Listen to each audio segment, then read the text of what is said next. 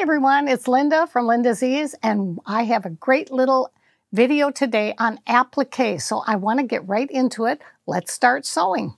I'm working on the Kaffe 770 Bernina. Kaffe is the name of the artist who has these beautiful designs on the front of the machine. He is a artist from London. He's actually American, but his studio is in England. And he drew all of these designs on an easel and then sent them to Bernina, and Bernina digitized them with their precision engineers in Switzerland. What I'm going to do today is just a very small little zigzag. I'm going to go around the edge of this applique, as you can see. This is an embroidery design that has been put onto a piece of, it's really almost a heavy type of fabric. It almost could be considered a home deck fabric. And so because it is quite firm and I'm putting it on this wool vest, it really doesn't need to have a lot of stabilizer. Normally when I would do this little zigzag, I'd go around the edges first and then I'll go back and do a heavier zigzag on it. I'm going to do something a little bit different because of the type of fabric. If you were doing an applique, say on a quilt, and you wanted to do this Kaffe design, because that's what this is. It's one of his designs that has actually been embroidered on this tapestry fabric. So if you were to do it in just regular cotton, then I would definitely back this tapestry fabric with something called applique fuse. Applique fuse is what we use when we are doing any kind of quilt. It's a softer stabilizer that will really absorb into your quilt. It'll just make it nice and soft. On this, because I don't need the applique I don't need the stabilizer, I'm just going to do the regular fabric, and I'm going to flip this back so you can see. This is a heat and stay fusible stabilizer that works really well with this tapestry fabric. So remember, when you're doing applique, there isn't a definite, black and white rule of thumb. There's a lot of different things that go into play, and of course the fabric is the most important. Now you'll notice I have an applique foot on here. It's if you look at this on the back, it's number 23. Those of you that have Berninas, I know, would love this. It's a 5.5 millimeter one. It works fine. This is a 9 millimeter machine, but you can use this. I could have used the 20C, which is also, do you see how open this is? And that would work well too.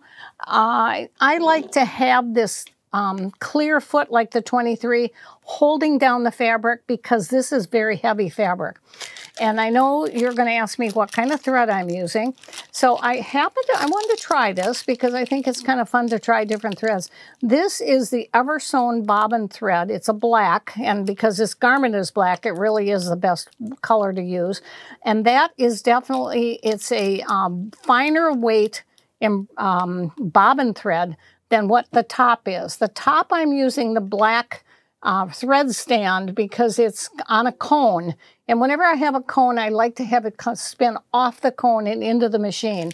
And on the actual cone, I'm just using a black embroidery thread, because this actually is, an embroidered design. Even though it's an applique, and I could be doing this on my quilt, I would use the same type of thing. Just change it according to the color. Now, one last thing I want you to notice that you probably haven't seen is that I do not have my knee lift lever in. You see how this goes into this particular piece right here, and what it does is it raises and lowers the foot for me so I can hold my fabric and I don't have to move it. Because we are in the studio here and I have the machine at an angle, I want you to be able to see it better. I'm not going to use this. So we'll see how well the applique turns out, because I am a total 100% fan of a knee lift lever. Many people seem to think that the knee lift lever is for sewing, and it actually starts the motor. It does not do that. It is strictly to raise and lower your foot so you can keep your hands on your fabric when you're turning corners. So let's get started. I actually have this tiny little zigzag at 1.5, and I increased the stitch length. A real true applique when you're starting out, again, you want to do either a tiny zigzag around the edge, and then you come back and do a heavier satin stitch. Because this is heavy fabric, I'm going to start with a different stitch. Normally you would start with a 0.5, and your stitch length would be about 0.23 or 0.25, so it's very close. That's going to be too thick for this fabric. So you see how I stretch the zigzag up? Watch here on the screen. Do you see how I'm increasing that and decreasing? And over here, it's telling me it's 1.65. This is such a beautiful machine. It's just so easy to work with. I'm going to bring it to 1.5 and see how that goes. I might change it as I'm going. And then this is your zigzag width. And you can see that, clip that off. This is your width right here. Do you see how I'm making it wider here? Let me do it like this so you can see. And I'm going to go back. I think I'm going to leave it at the 1.5. That looks good to me, but again, you just try it and see how it has. So as I'm moving this, you can see what I'm doing here. I'm holding my hands very carefully, and I'm going to have to keep moving this. This is why normally I would love to have this knee lift lever in so that I don't have to take my hands off of my fabric at all, but this seems to be working well. Okay, and I'm going to go up to that little tiny flower. And now this is where I would not have to raise my foot here or raise it here. I would be able to do the knee lift and move it myself. Now let's see if I'm right to the point. I am. So I can go back this way. And you see I have a lot of flowers. See how that's just very slightly going over it? You would not even notice this if, even when you get up close. It's very hard to see it.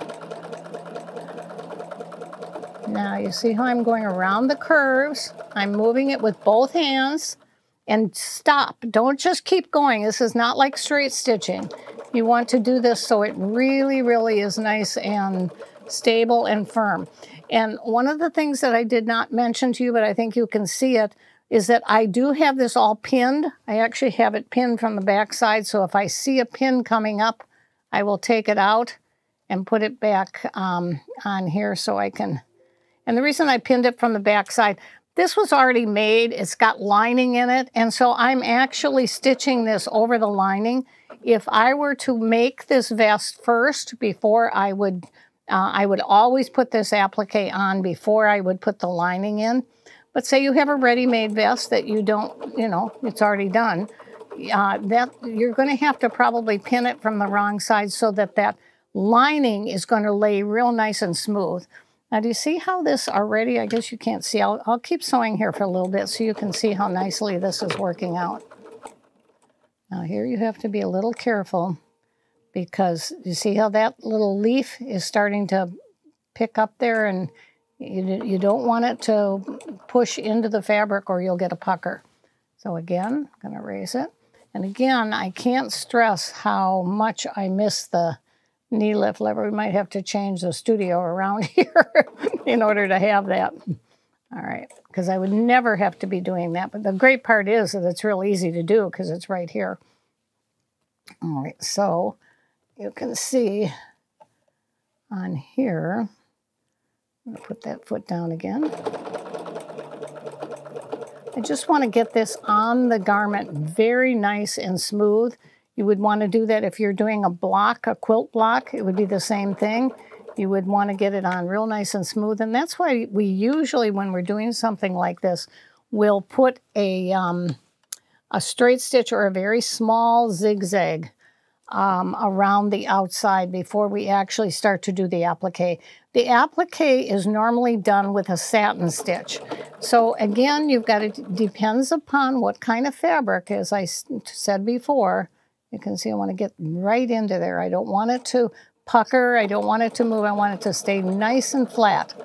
And because this Bernina has got such beautiful stitch control, it's really an automatic stitch machine. And what happens when I say that, that means no matter what kind of fabric you're using, it is really going to never have a problem with the tension. Okay, I'm going to bring that back up. This is one of the newest machines, and we have a very big special going on with this machine right now. Those of you that you know, are interested should call our store and maybe ask for Mary, our manager, because I know you're quilters, most of you, and you think, oh, gee, I won't ever do embroidery. I'm going to push this back again because I didn't quite get to the point, and you want to make sure you get to the point. But you can see the applique was actually embroidered first. All these little leaves on here and the little flower stems in the middle here, those are all done with an embroidery machine, with an applique. I also do, for all my quilting, all my labels on the embroidery part of it, and I just can't stress enough how important it is for you to have a professional label when you are doing these beautiful quilts I see so many of you making, and then I see these little homemade, I guess I want to call them, kind of manufactured labels. Please don't ever put one.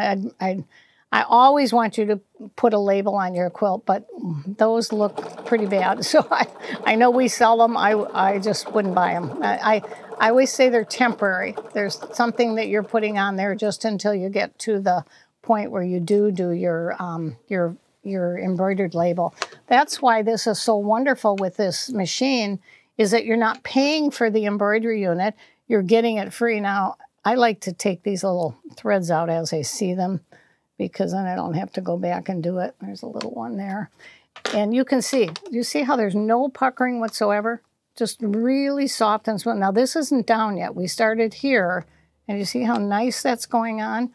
I may not do the satin stitch on this because I really like the look of this. The satin stitch is already on the edge when I made the embroidery design. So I probably won't even go back and do the satin stitch. Oh, I'm going to go back into that corner. Again, when you're doing an applique and you're doing this edge stitch like this, this is where you really want to make sure that you are getting into the corners. You don't want to skip that corner. It's going to look kind of funny on you, even if you have to go into the design the way I did just now. So I'm going to just keep going around. The other reason why I think the embroidery unit and why we're giving, it's a $2,700, I think it's $2,750 for the embroidery unit. And it comes with, it's actually a $5,000 package, because it comes with all this fabric that's on the front of the machine. It comes with an embroidery trolley and an embroidery trolley for the machine. It comes with exclusive Kaffe fabrics. And there's a couple of other things in there that are just absolutely spectacular. And that's free. So I would really encourage you guys. There's not a lot left. Some of you know we were just at a big show, and we bought these at a really, really good price. So we're passing that savings on to the customers. And as soon as they're gone, we go right back to our regular sale price.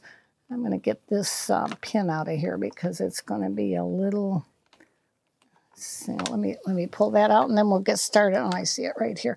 I do like to use, this one isn't, I do like to use the flathead pins like this when I'm doing some of this. It just, especially for a real thick fabric, it works real nice. So let me pull this up again. See how I'm doing that? And because you've got such a nice opening here, you can really, really get in. If I'm doing a quilt, I've done many, many quilts with applique. And when I do a quilt, I do my applique on my blocks before I set them, before I put them together. And that way I know that I can easily, especially if it's something intricate, then I know I can really, really get in there. And again, when you are doing a applique on a quilt, you have already the most spectacular, unique, one-of-a-kind quilt, because you're putting your own applique on there. And a lot of people stay away from applique because they're afraid of it. They think, oh gosh, it's going to be too long, it's going to take too much time. Well, you see all the time that I'm talking to you, I'm giving you all kinds of little tips as I'm talking, but look at, I'm almost finished with this flower. And there's lots of little, you know, corners and everything on this flower. So if you've got a really good machine that has really good stitch quality, you will not have to worry at all about going around these corners. You see how nice this is going? I do want to be careful when I get up to here. I want to make sure all the pins are out back there. And you can see I'm going to go right up to that corner. Count the amount of times I've had to take that up. And can you imagine when you're sewing at home and you have your knee lift lever there? You never have to do that at all. And I many times hear from my customers saying, not normally my customers, but customers that have Bernina that have not bought from us, and they say, oh, I would never use that knee lift lever. That's only because you really haven't been taught how wonderful it is and what it's going to do for you. If you really knew all of the wonderful time saving, and not only time saving, the quality of what it's going to be when you are using this, I guarantee you would just make yourself learn how to use it. For me, it has become secondhand. Now, this is a little bit more of a curve right now, so I'm going to raise that. And you see I'm going to turn it here and always flatten it out as you're going around that curve. I'm going to stop again just a little bit. And again, raise that and go back. And those of you that don't have a knee lift lever, you will have to raise and lower your presser foot in the back, and that can get pretty cumbersome. So when you start getting into a lot of applique, I really encourage you to get a machine, something like this that does have a really good knee lift lever, has good tension.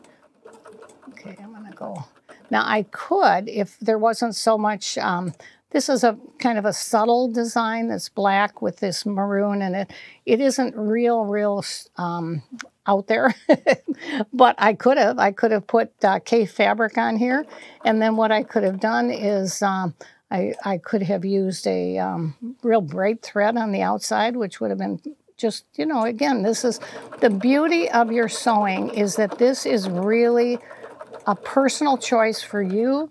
You get to do whatever it is that you really like. I'm going to get rid of this thread right now, and if you have any thread on the back, and I found that little pin out there, so I want to get rid of that. Normally what I would have done, quite frankly, is take those pins off and push them to the front right away, but I wanted to get right into this to show you. I've had a lot of customers talk to me about applique, especially in these last couple of months when we've been at these shows, and people are really asking questions about it, and I want you to use it. It's just such a beautiful machine. It will give you such good quality. I mean, I don't know any machine that's going to go around. I mean, this is wool, and this is tapestry fabric. And again, the only stabilizer is the stabilizer that was in the design when we did it. Okay, so it's all finished. I'm going to cut that scissor, take it out. I love this scissor cutter because now it's all done. And look at that. It's all finished, all beautifully on there, no puckering whatsoever. And now I will go to the second thing. And this took me about 10 minutes. And of course it took longer because I'm taking time to show you the threads and the feet and all the other things with. So I hope this has helped you. I would encourage you to try an applique. Take a piece of fabric, take something unusual, and try your applique and let me see some samples. We will see you next week, everyone. Thank you.